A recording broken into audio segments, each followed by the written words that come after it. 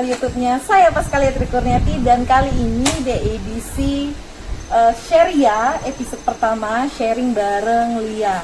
Oke, di sini saya nggak sendirian, saya ditemanin oleh salah satu dosen yang ada di kampus saya, Istikes Kampus Raya Simpang. Ada Ibu Sunarti, SKM MKes. Nah, beliau ini adalah Kaprodi di Prodi S1 Kesehatan Masyarakat. Halo Putih. Halo. Sehat? Alhamdulillah sehat. Sehat. Oke. Nah, hari ini bertepatan di tanggal 24 Maret itu memperingati Hari TBC Sedunia. Nah, saya mau sharing-sharing nih, diskusi nih sama teman saya. Nah, Putih, apa sih sebenarnya TBC itu? TBC itu adalah satu penyakit menular yang disebabkan oleh bakteri ya. Bakteri namanya Mycobacterium tuberculosis. Oke. Ya. Dengan gejalanya ya seperti batuk-batuk berdahak gitu. Batuk-batuk berdahak. Nah, kalau TBC itu dia bisa nular nggak sih antara satu orang ke orang lain? Bisa ya? Bisa. Apa sih penyebab TBC itu sendiri? Tadi itu bakteri Mycobacterium tuberculosis. Mycobacterium tuberculosis. Oke. Kalau misalnya kita satu rumah, terus ada orang itu yang mengalami TBC. Nah, itu berbahaya nggak sih untuk anggota keluarga yang lain? Beresiko ya. Jadi kalau ada anggota keluarga, salah satu anggota keluarga yang terkena TBC ya, sudah terdiagnosa positif tuberkulosis, maka anggota keluarganya suspek atau beresiko, sehingga anggota keluarga yang sudah dinyatakan positif tuberkulosis segera dibawa ke pusat pelayanan kesehatan. Kalaupun mau diisolasi mandiri di rumah boleh, tapi harus dipisahkan dengan anggota keluarga yang sehat.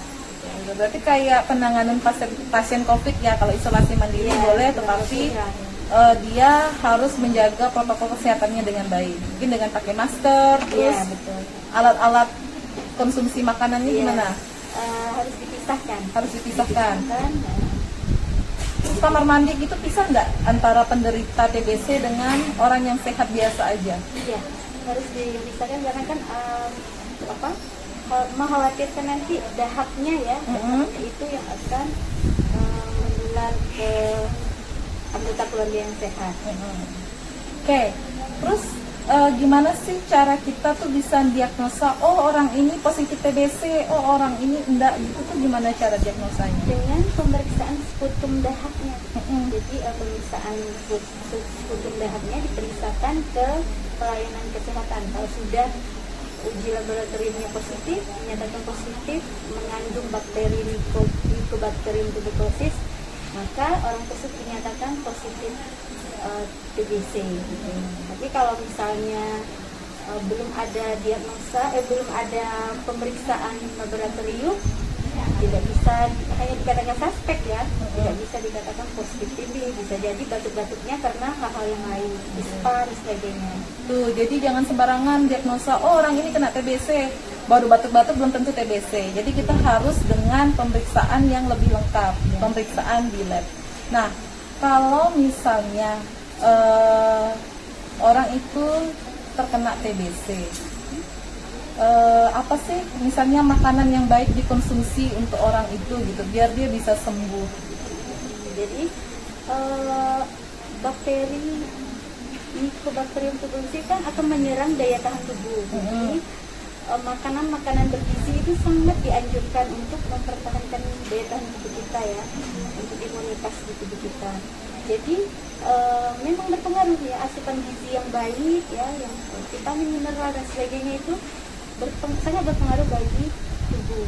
Jadi sangat dianjurkan bagi penderita maupun bagi kita yang sehat aja ya, wajib mengkonsumsi makanan-makanan bergizi. Jadi kalau tadi itu ya saya katakan bakteri tuberkulosis, kalau misalnya dia masuk ke dalam tubuh, dia kan tidak langsung serta-merta menyerang ya, dia akan menunggu ketika imunitas kita lemah ya, maka dia akan menyerang mengakibatkan kita demam, sakit dan sebagainya. Nah, kalau misalnya kita masih dalam kondisi yang fit, imunitas kita masih bagus, maka bakteri itu masih sifatnya dorman atau tidur dulu gitu. Jadi ketika sudah kita imunitasnya lemah, bakteri itu langsung menyerang gitu. Langsung menyerang sistem imun tubuh kita ya. Terus kalau misalnya pengobatannya berapa lama sih Bu Ti untuk penderita TBC itu sendiri? Kalau dari penderita itu 6 bulan. Jadi peminuman obat TBC itu selama 6 bulan secara terus menerus, tidak putus ya. Jadi kalau misalnya putus, maka akan dihitung menjadi 1 kembali. Jadi selama 6 bulan full itu minum obat proses pengobatan TBC itu. Jadi tuh kalau untuk penderita TBC, jadi dia minum obatnya selama 6 bulan berturut-turut tanpa pernah putus. Jadi kalau dia putus harus ngulang lagi dari awal. Jadi memang harus disiplin, sedisiplinnya ya. Kalau dalam anggota keluarga ada yang namanya pemantau minum obat ya, apa? PMO. PMO ya. Pemantau minum Obat. Terus kalau misalnya kan ada yang ini ya, peningkatan perilaku hidup bersih sehat untuk mencegah TBC itu sendiri. Nah kan banyak itu kalau perilaku hidup bersih sehat, misalnya dari sanitasi lingkungan, kemudian dari gizinya juga, ya, seperti itu. Nah kalau misalnya dari sanitasi lingkungan, misalnya nih ada penderita TBC di satu rumah gitu, nah itu gimana sih caranya biar maksudnya dia jadi rumah sehat? Kan ada rumah sehat ya jatuhnya. Screening rumah sehat. Screening rumah sehat. Nah, rumah sehat itu salah satu rumah yang dicontohkan untuk penderita TBC ya, gitu ya. Gimana? Rumah sehat itu salah satu maksudnya percontohan rumah yang baik, layak, terlebih lagi untuk mencegah TBC salah satunya. Nah, rumah sehat itu seperti apa sih gambarannya? Iya. Kalau misalnya tadi terkait dengan kuman TBC ya, kuman Mycobacterium itu ya. Bakteri itu kan paling senang di tempat-tempat yang lembab, ya, tempat-tempat yang lembab. Kemudian, nah terkait lagi dengan rumah sehat. Jadi kalau misalnya rumah yang sehat dan baik itu kan yang jelas pencahayaannya bagus, ya, pencahayaannya bagus. Kemudian sirkulasi udara dengan adanya jendela, ventilasi yang 10% dari luas ruangan ya. Kemudian lantainya tidak bukan lantainya langsung ke tanah ya, jadi lantai yang bersih ya, seperti ya kalau misalnya di daerah kita memang banyak rumah kayu ya, rumah kayu yang penting bersih, terawat ya, tidak lapuk ya. Tuh, jadi harus rajin-rajin sapu lantai sama ngepel lantai ya, biar tidak ada debu. Ya. Terus apalagi kriteria rumah sehat itu? Tadi ya jenis lantai, kemudian sirkulasi udara ya, kelembaban ya, untuk menjaga kelembaban ya. Kemudian pencahayaan, suhu ruangan ya tadi ya, menjaga suhu pencahayaan. Kemudian apa lagi ya? WC ya? Iya, Ada jamban ya, sehat. Jamban ya, mempunyai jamban ya itu nanti supaya tidak ada faktor penyakit lain lagi yang memperberat. Memperberat. Jadi kalau standar rumah sehat kan yang tadi harus ada jamban yang sehat, kemudian ketersediaan sampahnya ya, ada tong sampah misalnya di luar rumah, kemudian air bersihnya ya, Terus septic tanknya juga ya, tempat pengolahan limbahnya. betul, sistem pengolahan limbah rumah tangganya juga, kebersihan lingkungan rumah lah di sekitar ya. Terus kalau misalnya nih kita punya keluarga atau punya teman yang kita tahu dia terdiagnosa TBC, nah kita tuh langkah baiknya apa sih yang kita lakukan gitu? Apakah kita harus menghindar memberikan stigma negatif? Kan tidak boleh itu kita lakukan. Nah, apa sih yang sebaiknya kita lakukan untuk penderita TBC itu sendiri? Kalau ada keluarga atau teman kita yang kalau misalnya kita lihat dari ciri-cirinya itu kok sepertinya dilihat dari gejala batuk-batuknya, batuk dahak dan sebagainya, mungkin kalau udah sudah mengarahkan ke arah sepertinya ini gejala TB ya, sebaiknya kita ajak untuk ke pelayanan kesehatan, pemeriksaan sputum dahaknya diperiksa supaya kita juga tidak khawatir ya kalau memang terdiagnosa positif, berarti kan segera kita berikan pengobatan. Kalau misalnya pun dengan penyakit lain kan juga akan diberikan obat-obat terkait dengan penyakitnya. Oke, berarti tadi ya kita mengajak kalau memang kita curigai ada curiga mengarah ke arah TBC, kita ajak untuk pemeriksaan ke pusat pelayanan kesehatan. Setelah itu nanti kalau memang didiagnosa TBC ya kita dukung, support, mungkin harus mengingatkan disiplin dalam konsumsi obat. Oke. Nah, satu nih, perilaku apa sih yang dapat kita cegah selain tadi masalah kesehatan lingkungan, terus punya rumah sehat dan sebagainya? Perilaku apa sih yang bisa kita cegah agar tidak terjadi TBC?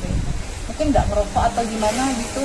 Apa ada pengaruhnya merokok, minuman keras terhadap kejadian TBC itu? Gimana? Nah, ada pengaruh nggak sih misalnya merokok terhadap kejadian TBC?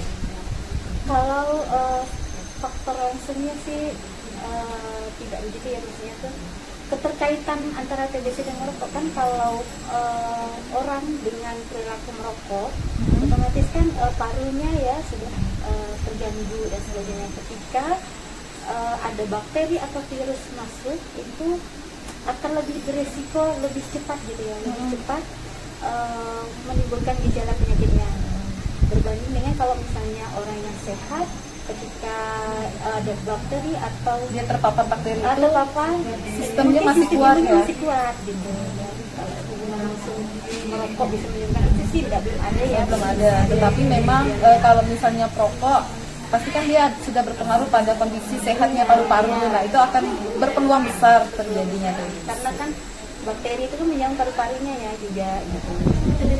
Di paru. Nah, Putih selama menjadi dosen gitu di Stikes, pernah nggak sih nemuin kasus TBC di lapangan gitu? Pernah. Pernah. Nah, apa tuh maksudnya gini? Apa yang bisa dilakukan sebagai seorang dosen gitu ke masyarakat ketika ditemukan kasus TBC? Kalau pengalaman dulu kan ada kegiatan PKMD namanya, pembangunan kesehatan masyarakat desa di suatu desa.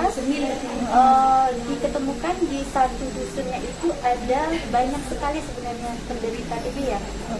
Nah, solusi untuk dari kita kemarin spontanitas kita melakukan pendekatan dengan tokoh masyarakat ya, Tokoh masyarakat, pemerintah yang ada di situ ya, pendekatan untuk diajak diskusi bagaimana menyelesaikan masalah yang ada di desa itu ya, terkait dengan pemerintah daerahnya, pemerintah desanya. kerjasama dengan pemerintah desa yang ada ya untuk sama-sama menanggulangi adanya TBC. Nah, oke. Nah, di Prodi F1 itu belajar nggak sih, maksudnya terkait TBC di mata kuliah S1 Kesmas? Oh, ada dong ya. Namanya itu terwakilkan di mata kuliah, salah satu mata kuliahnya itu adalah epidemiologi penyakit menular. Nah, di situ kita belajar salah satunya tentang penyakit TBC ini ya. Sebenarnya ada beberapa mata kuliah sih yang terkait dengan TBC, misalnya ada di penyakit tropis ya. Kemudian ada di penyakit global disease, artinya penyakit yang mendunia. Berarti TBC itu termasuk salah satu penyakit mendunia. Berarti kelasannya kayak HIV/AIDS. Kurang lebih. Jadi kalau tingkat dunia kan nomor 2 ya TBC, jadi masalah ya penyakit menular. Di antara penyakit menular itu dia nomor 2 di dunia. Oke, nah banyak kan tadi informasi-informasi terkait masalah TBC.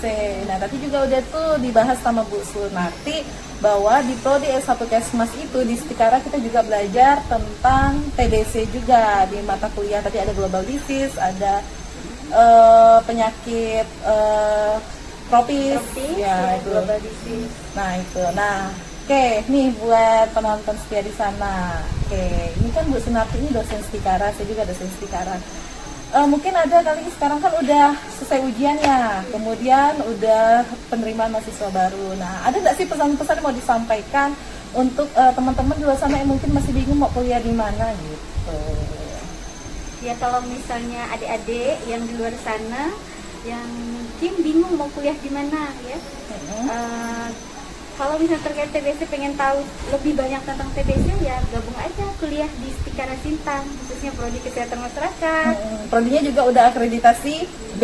Nah itu penting sekali ya Bu Tia, ya, karena itu berpengaruh untuk kita cari kerja. Mau misalnya nanti kerja pasti ditanya paling enggak akreditasi kampusnya apa gitu kan, karena itu sangat berpengaruh.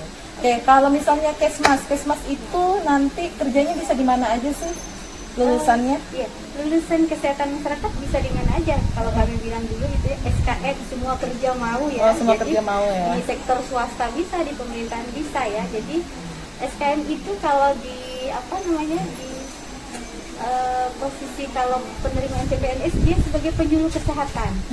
Jadi bisa di puskesmas atau kalau misalnya di dinas juga bisa. Nah kalau di sektor swasta bisa di perusahaan-perusahaan, kalau daerah kita mungkin banyak perusahaan sawit ya, bisa menjadi di promosi K3-nya ya, Oh, K3. kesehatan dan keselamatan kerja. Di ya. caslingnya bisa. Caslingnya bisa untuk mengelola limbah, ya banyak sekali ya. Ya.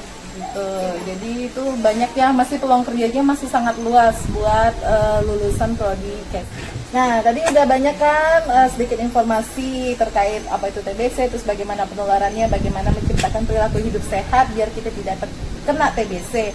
Nah terus kalau teman-teman yang mau belajar, mau lebih tahu lagi tentang TBC dan sebagainya, bisa bergabung di Stikes Kampus Raya Sintang. Kita ada 3 program studi, ada D3 Kebidanan, D3 Program dan Informasi Kesehatan, sama S1 Kesehatan Masyarakat. Dan Bu Sunarti ini adalah Kaprodi di S1 Kesehatan Masyarakat. Oke, sekian video dari saya. Terima kasih telah menonton video ini. Jangan lupa like, subscribe, and comment. Sampai jumpa di seri episode selanjutnya. Bye!